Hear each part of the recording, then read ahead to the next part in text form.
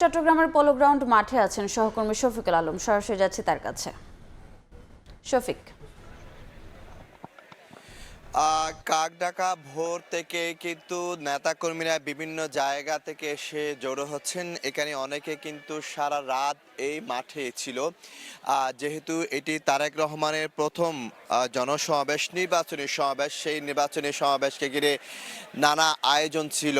আমরা দেখেছি গত রাত থেকে কিন্তু চট্টগ্রামের বিভিন্ন যে উপজেলা এবং 3 পার্বত্য জেলা কক্সবাজার সহ বিভিন্ন এলাকা থেকে নেতাকর্মীরা এসে জড়ো হয়েছে। অনেকে কি নির্ঘুম রাত এখানে কাটিয়েছেন, কারণ তারা জানেন সামনেই যদি তারা থাকতে পারেন তাহলে তারেক রহমানকে তারা নিজ চোখে দেখবেন। সেই জন্য কিন্তু তারা কিন্তু সামনের দিকে রাতে অনেকে এখানে এসেছেন।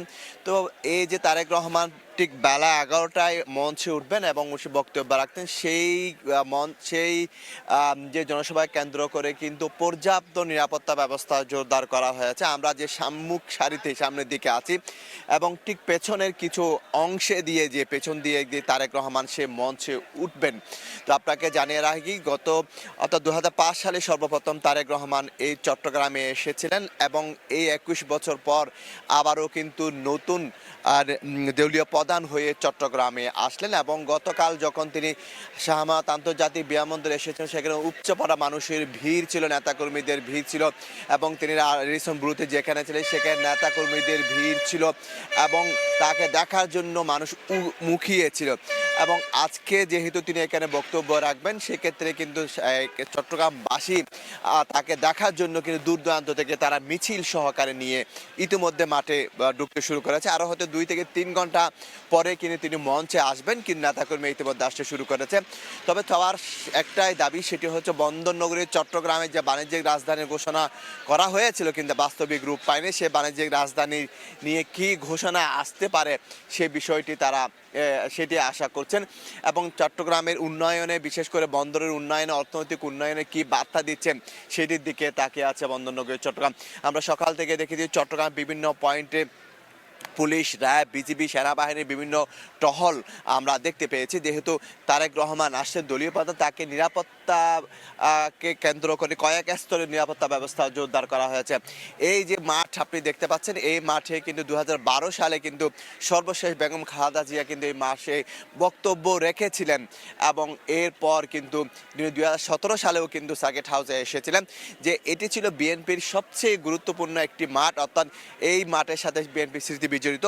আরেকটি কথা জানিয়ে রাখি, যেহেতু প্রেসিডেন্ট জিয়াউর রহমানকে এখানে যে পাশেই শহীদ করা হয়েছিল, সেক্ষেত্রে প্রেসিডেন্ট জিয়াউর রহমানের স্মৃতি বিজড়িত এই চট্টগ্রাম এবং পরবর্তীতে বেগম খালেদা জিয়া কিন্তু যে কোনো দুর্যোগময় মুহূর্তে কিন্তু চট্টগ্রাম ফিরে আসতেন, কারণ তিনি চট্টগ্রামে সবচেয়ে বেশি ভালোবাসতেন বলে তিনি চট্টগ্রামে ফিরে আসতেন। এবং তারই উত্তরসূরি তারেক রহমানও কিন্তু সেই পথ ধরে কিন্তু চট্টগ্রামের এই যে আজকে এই পোলো গ্রাউন্ড মাঠে এসেছেন এবং তাকে দেখার জন্য উৎসুক মানুষের ভিড়, নেতাকর্মীদের ভিড়, আমরা সেটি আসলে দেখানোর চেষ্টা করছি এই মুহূর্তে। চট্টগ্রামের যে পোলো গ্রাউন্ড মাঠ, সেই মাঠ কিছুক্ষণ পর কানায় কানায় পূর্ণ হবে।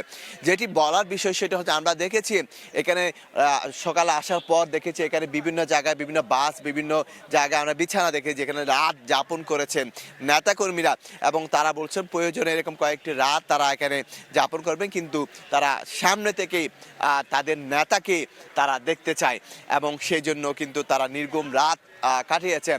কালকে আমরা দেখেছিলাম রেডিসন ব্লুর সামনে হাজারো নেতাকর্মী স্লোগানে মুখরিত করে রেখেছেন তাদের যে জাতীয় পতাকা এবং দলীয় পতাকা এবং ধানের শীষ নিয়ে তারা উৎসব মুখর পরিবেশে কিন্তু তারা এই এসেছেন।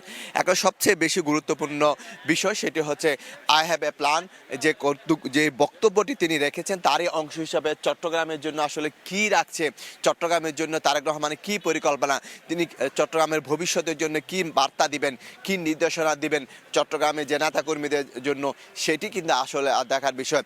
আরেকটি কথা যা না বললে নাই, বলা হয়ে থাকে চট্টগ্রাম হচ্ছে বিএনপির ঘাঁটি, কারণ অতীতে যে 2/3 যে 16টি আসনের মধ্যে 2/3 বেশি আসন কিন্তু চট্টগ্রাম চট্টগ্রামকে পেয়ে থাকে।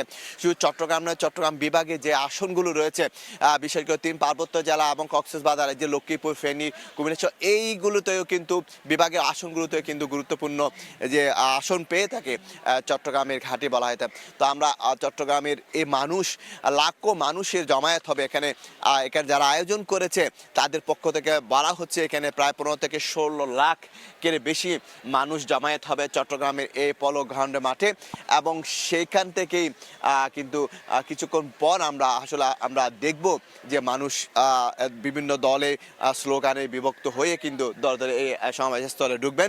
ইতিমধ্যে কিন্তু আমরা ভোর 6টা থেকে কিন্তু নেতাকর্মীরা যে এখানে ঢুকেছে সেই দৃশ্যটি আমরা দেখানোর চেষ্টা করেছি। এই মুহূর্তে আমরা দেখতে পাচ্ছি যেহেতু এখন বেলা সকাল 8টা, ঠিক আর 2 থেকে 3 ঘন্টা পর কিন্তু তিনি মঞ্চে আসবেন। সবার নেতা, দলীয় নেতা, বিএনপি চেয়ারপারসন এবং বিএনপির যে সমর্থকদের, বিএনপি নেতাকর্মীদের উচ্ছ্বাস এবং তাকে দেখার জন্য দীর্ঘদিনের যে অপেক্ষা, সেই অপেক্ষার অবসান ঘটবে এবং তারেক জিয়াকে তারা সামনে থেকে দেখবে, সেই বিষয়টি কেন কিন্তু তারা এখানে বলছেন। তো সব কিছু মিলিয়ে যেটি বলা যায়, বেলা যতই গড়াচ্ছে ততই কিন্তু নেতাকর্মীদের ভিড় আমরা দেখতে পাচ্ছি, নেতাকর্মীদের আনাগোনা দেখতে পাচ্ছি এবং হাতে ধানের শীষ নিয়ে এবং জাতীয় পতাকা নিয়ে কিন্তু সর্বস্তরের মানুষ কিন্তু আসছেন।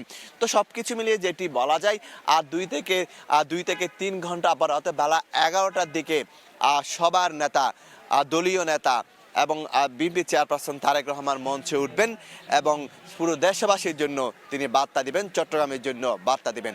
এই ছিল আমার কাছে সর্বশেষ তথ্য।